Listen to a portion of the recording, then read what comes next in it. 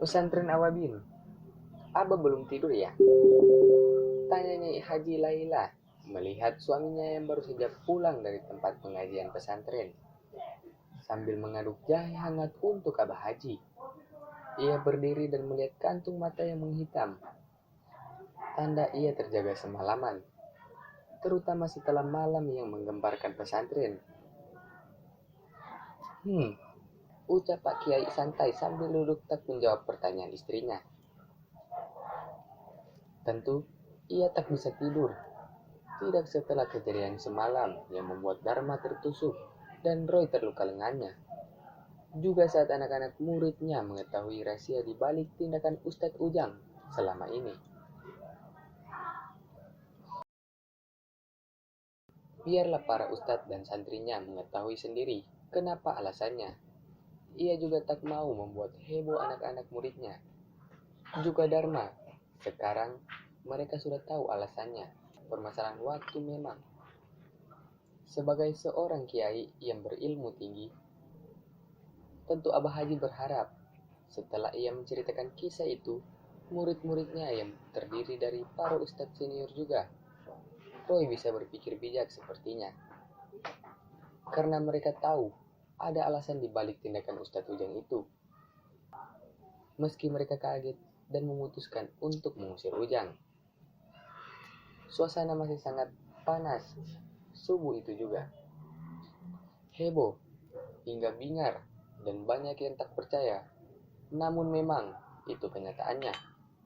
Seperti sudah tugasnya sebagai mudir untuk menenangkan suasana. Dan betapapun sakitnya yang merasakan kejadian itu. Karena mudir adalah paku pimpinan yang memberikan jaminan keseimbangan kehidupan yang baik juga. Jaminan ilmu untuk santri dan para ustadznya. Abah Haji memang mempunyai kualitas seperti itu.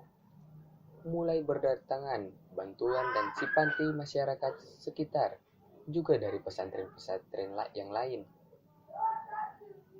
Intinya, ia menjawab bila pesantren dalam keadaan baik-baik saja setelah kejadian semalam.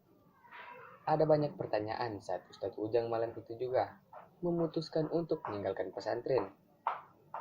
Sebelum mengajar Riyad Salihin subuh tadi, Ustadz Boim menceritakan bahwa ada orang yang ia pernah lihat ketika reuni. Bukan Abah pernah bilang, orang yang melakukan ini semua seorang guru yang berilmu, namun ia memakai ilmu hitam. Muatan ilmu itu negatif dan sangat jahat. Gurumu ini masih bisa menangkal serangan ilmu itu selama kalian bisa menjaga pesantren ini. Sayang lubang lemah itu dibuat oleh Ustadz Ujang. Ucap Abah Haji panjang lebar menjawab pertanyaan Ustadz Boim sebelum ia pulang tadi. Gimana keadaan Roy? Sudah dibalut Pak Kiai. Lukanya sedang tidur. Abah bisa merasakan anak itu sedang syok. Sama syoknya seperti kita. Beri ia waktu agar bisa memproses. Abah Haji memang selalu benar bila sudah meramal hal-hal seperti ini. Tapi ia tidak detail menjelaskan bagaimana Ustadz Boim tetap menyimpan ucapan Abah Haji itu sambil mengingat muridnya yang melindunginya semalam. Ustadz Boim paham dengan maksud dari ucapan Kiai. Dipastikan orang separuh baya yang dilihat. Sekarang antum istirahat. Setiap yang akan datang pasti datang. Setiap yang akan terjadi pasti terjadi. Abah bisa melihat arah angin berubah. Arah angin positif, biarkan Roy memproses masalahnya. Ia masih muda. Abah bisa lihat, ia lebih baik dan lebih baik setiap harinya. Abah harus istirahat. Ucap Nyai Haji membuyarkan lamunan Pak Kiai saat ngobrol dengan Ustadz Boim tadi. Sambil menyediakan jahe hangat kesukaan Abah Haji subuh tadi. Dengan sahaja dan cantik, Bu Kiai membuat jahe hangat itu agar Abah Haji merasakan rileks setelah kejadian semalam. Ucap Nyai Haji yang khawatir dengan kesehatan saujinya. meski ia kurang tidur juga sebenarnya, dan mengerti kenapa Pak Kiai tidak tidur dengan kejadian semalam. Tapi sebagai seorang istri, Nyai Haji harus menenangkan suaminya, terlebih setelah melewati. Nyai Haji kaget. Tentu ia ingat dengan kejadian itu. Ia bahkan ingat betapa kencang Abah Haji memegang tangannya. Ia juga ingat menceritakannya ke Royan waktu istirahat di hotel itu. Ada apa, Bah? Tanya Nyai Haji. Pak Kiai memegang muk besi jahe hangatnya.